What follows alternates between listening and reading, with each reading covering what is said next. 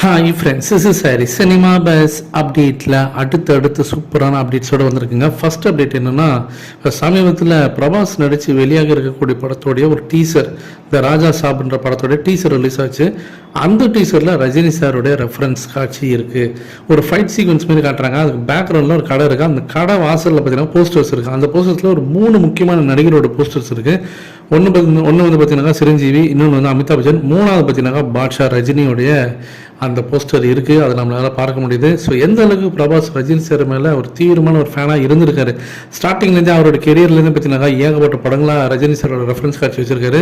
So மீண்டும் பார்த்தீங்கன்னா அவர் வந்து ரஜினி சாரோட ரசிகன் அப்படின்றத ப்ரூவ் பண்ணியிருக்காரு இந்த வீடியோ மூலியமாக. ஸோ வேற லெவலில் இருந்தது.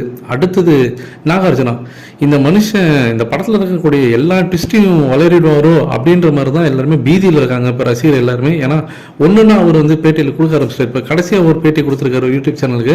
அவர் பேசின அந்த வீடியோக்கான லிங்க் நம்மளுடைய டிஸ்கிரிப்ஷன் செக்ஷனில் தந்திருக்க, மறக்காம வைப்பாருங்க. என்ன சொல்கிறாருன்னா, இந்த மாதிரி கூலி படத்தோடைய அந்த ஃபர்ஸ்ட் மீட்டிங் நாங்கள் உட்காரும்போது, நானும் லோகேஷ் கனகராஜும் உட்காரும்போது, லோகேஷ் என்கிட்ட ஒரே வார்த்தை தான் கேட்டார், நீங்கள் வந்து வில்லன் ரோல் பண்ணுறதுல எந்த தயக்கமும் இல்லையே அப்படின்ற மாதிரி தான் அவருக்கு எடுத்து எடுப்பிலே கேட்டார். அப்போ நான் வந்து இல்லை, நான் என்றைக்குமே வில்லன் ரோல் பண்ண மாட்டேன்னு சொன்னதில்ல, அதுக்கு நான் எதிர்க்கிறவனும் கிடையாது, நீங்கள் ஸ்கிரிப்ட் சொல்லுங்கள், நான் அந்த கதையை கேட்டு நான் முடிவு பண்ணுறேன்னு சொன்னேன்.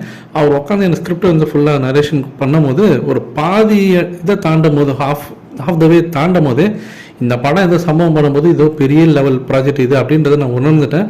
உடனே என்னோட கேரக்டரைசேஷன் அவர் எப்படி வந்து எனக்கு வந்து எக்ஸ்பிளைன் பண்ணாரோ அதை கேட்டு நான் ரொம்ப பிடிச்சி போய் நான் இந்த ப்ராஜெக்டில் வந்து கமிட் ஆகிட்டேன். அதுக்கப்புறம் ஒரு 6-7 சிட்டிங் உட்காந்து நாங்கள் இதை பற்றி டிஸ்கஸ் பண்ணோம். இந்த இதில் காட்டின விதம் பார்த்தீங்கன்னாக்கா, அடுத்த கட்டத்துக்கு நான் சினிமாவில் நான் வந்துட்டேன் அப்படின்றத என்னால் உணர முடியுது. ஸோ குபேராவில் நான் வந்து ஒரு எக்ஸ்ட்ரீமாக நடிச்சிருப்பேன். இந்த படத்தில் டோட்டலாக அப்படியே அதுக்கு ஆப்போசிட்டாக நடிச்சிருக்கிறது எனக்கே பார்த்தீங்கன்னா ஒரு புதிய அனுபவம் அப்படின்ற மாரி அவர் பேசியிருக்காரு. கண்டிப்பாக இந்த படம் பார்த்தீங்கன்னாக்கா ஒரு வேறு லெவல் லிஸ்ட்டில் தான் இருக்கும் இந்த படம் சினிமா கேரியரில் எல்லாருக்குமே.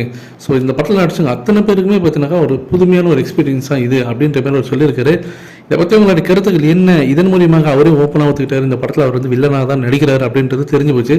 இன்னும் படம் ரிலீஸ் ஆகிறதுக்குலாம் என்னென்னலாம் வளருவாருன்னு தெரியல. உங்களுடைய கருத்து என்னன்றது கீழே சொல்லுங்கள் ஃப்ரெண்ட்ஸ்.